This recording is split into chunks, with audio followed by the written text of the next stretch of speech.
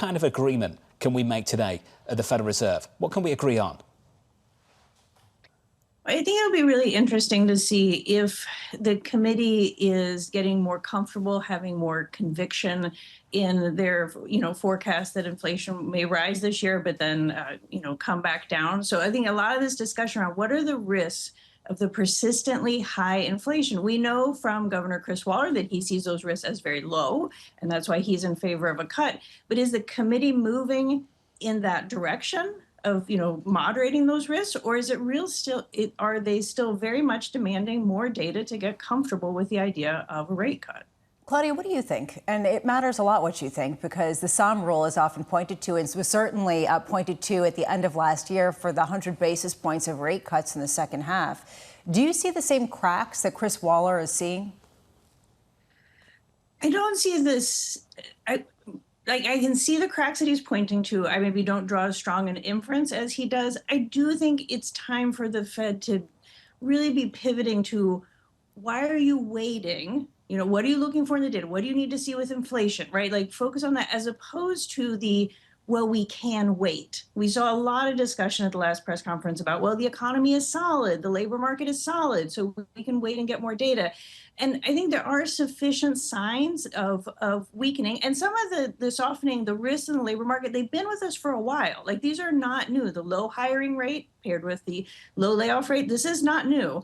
And yet we do see signs of demand softening. We saw some of this looking at first half GDP numbers and hiring concentrate. Like, there are just a lot of signs that this is not a labor market that will hold up, indefinitely. And so the Fed needs to back off some, using that as its safety blanket in terms of waiting for more data, and recognize those risks are out there. We hear a lot about the risk to the inflation outlook. We should be hearing some more about the risk to the labor market outlook as well. There have been a number of people who've speculated that Fed Chair Jerome Powell might take an even more hawkish approach to policy, might signal that the labor economy is in a good place and that they're balanced roughly in their mandates, in order to avoid accusations of political interference, that he's getting bullied by President Trump. Do you ascribe to any of those ideas, or do you think that that's a bit speculative? The best way for the Fed to stay out of the politics as much as it can is to put its head down, parse through the data, be transparent, right? The data don't speak for themselves. We need to hear how is the FOMC interpreting the data? What are they looking for? Like, that's the message he needs to stick with.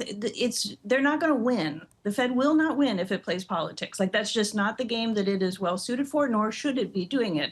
So I think we should just get a lot more of their thinking and just lay it out there. That's part of the transparency. That's part of the accountability that comes with the Fed being the ones that make the decisions about interest rates. So, Claudia, let's stay on the data. I just wonder if 2 CPI reports is enough between now and September to draw conclusions about how much tariff pass-through we'll get and how much of that tariff pass-through is going to stick around. 2 more CPI prints could give us information both on the tariff pass-through. I mean, the tariffs working their way through the economy, this is going to take time. And we could see, ever rising tariff effects as we go into the September meeting. So, I mean, they're going to have a real explanation of how you would cut into a rising inflation environment. But we have also seen months of the outside of the tariffs. Look at the housing services, look at the non-housing services. We've had some really encouraging numbers.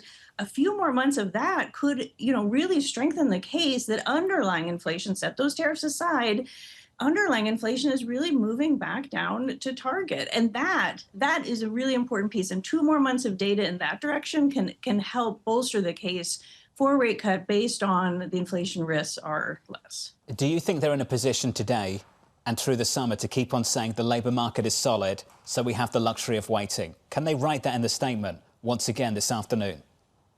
Well, they can write whatever they want to write in the statement. I think it would be misguided. I mean, we have seen various pieces of information about the labor market that point to some weakening. And also, if you are running an economy with below trend growth, and that's, focusing on consumer spending, business fixed investment, kind of the core of it, that weakness does eventually show up in the labor market.